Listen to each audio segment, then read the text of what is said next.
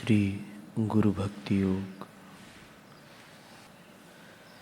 गुरु के पवित्र चरणों के प्रति भक्ति भाव सर्वोत्तम गुण है। इस गुण को तत्परता एवं परिश्रम पूर्वक विकसित किया जाए तो इस संसार के दुख और अज्ञान के कीचड़ से मुक्त होकर शिष्य अखुट आनंद और परम सुख के स्वर्ग को प्राप्त करता है। अगर आप गुरु सेवा में रममाण रहते हैं तो आप चिंताओं को जीत सकते हैं। सब चिंताओं का यह अचूक मारण है। उत्तम शिष्य को अपने गुरु पर किसी भी परिस्थिति में संदेह नहीं लाना चाहिए या उनकी उपेक्षा नहीं करनी चाहिए। कर्म योग, भक्ति योग, राजयोग, हठ योग, ज्ञान योग आदि सब योगों की नींव गुरु भक्ति योग है। जो शिष्य मानता है कि मैं सब कुछ जानता हूँ, वह मैं पने की भावना के कारण अपने गुरु से कुछ भी नहीं सीख सकेगा। मैं खुद सच्चा हूँ ऐसा गुरु के समक्ष दिखाना यह शिष्य के लिए बहुत ही खतरनाक आदत है। आप जब गुरु की सेवा करते हैं तब नम्र, मधुर भाषी, मृदु और विवेकी बनो। इससे गुरु का हृदय जीत सकोगे। गुरु के समक्ष वाणी या वर्तन में कभी उदंडता मत दिखाओ। मोटी बुद्धि का विद्यार्थी गुरु भक्ति योग के अभ्यास में किसी भी प्रकार की ठोस प्रगति नहीं कर सकता। शिष्य को आदरणीय आचार्य के जीवन की उज्जवल बातें ही देखनी चाहिए। मन में अगर गुरु के विषय में कुविचार आए तो अपने आप को दंड दो।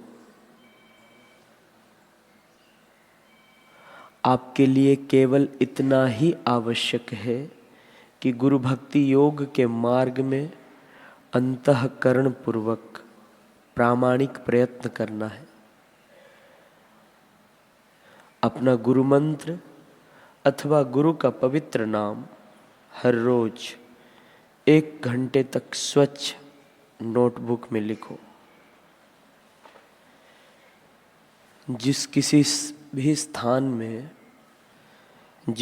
भी स्थान में परमात्मा का श्रवण, कीर्तन, गुणानुवाद होता है वह स्थान पवित्र है।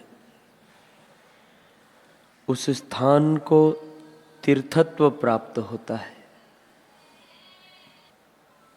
वहां आने वाला व्यक्ति पवित्र हो जाता है।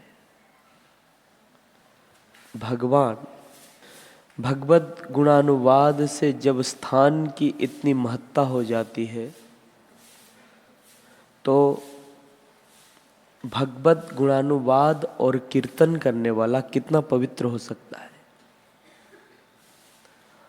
और जिसमें भगवत तत्व प्रकट हुआ हो वह कितना पवित्र होगा, कैसा मंगलकारी होगा।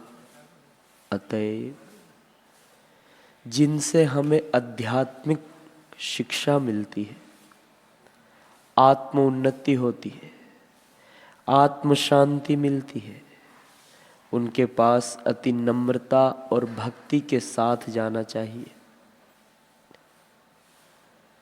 संसार में ऐसे उत्कृष्ट पुरुषों की संख्या अति अल्प है और है भी तो किन्हीं पवित्र जगहों पर, सर्वत्र नहीं। तथापि संसार ऐसे महापुरुषों से सर्वथा शून्य नहीं है। वे मानव जीवन के सुंदरतम सुरभि युक्त फूल है और अहेतुक असीम दया के सागर है। भगवान श्री कृष्ण भागवत में कहते हैं, मुझे ही आचार्य जानो। ऐसे सत्वत्व को, ऐसे सत्वत्व का बोध कराने वाले, अहेतुक कृपा बरसाने वाले आचार्यों के रूप में, गुरुओं के रूप में भगवान स्वयं ही अवनी पर अवतरित होते हैं। यह संसार ज्यों ही ऐसे करुणा सिंधु सद्गुरुओं से बिल्कुल रहित हो जाता है, त्यों ही यह एक भयंकर नरक कुंड बन जाता है और विनाश की ओर द्रुत गति से अग्रसर होता है। साधारण गुरुओं से श्रेष्ठ एक और श्रेणी के गुरु होते हैं। वे हैं इस पृथ्वी पर ईश्वर का ब्रह्म और ब्रह्म का साकार अवतार। वे केवल स्पर्श से, प्रसाद के आदान प्रदान से, कथन से, दृष्टिपात से, यहाँ तक कि संकल्प मात्र से घोर नास्तिक को भी आध्यात्मिकता प्रदान कर सकते हैं। उनकी केवल इच्छा मात्र से पतित व्यक्ति भी तुरंत साधु हो जाता है। वे गुरुओं के गुरु हैं।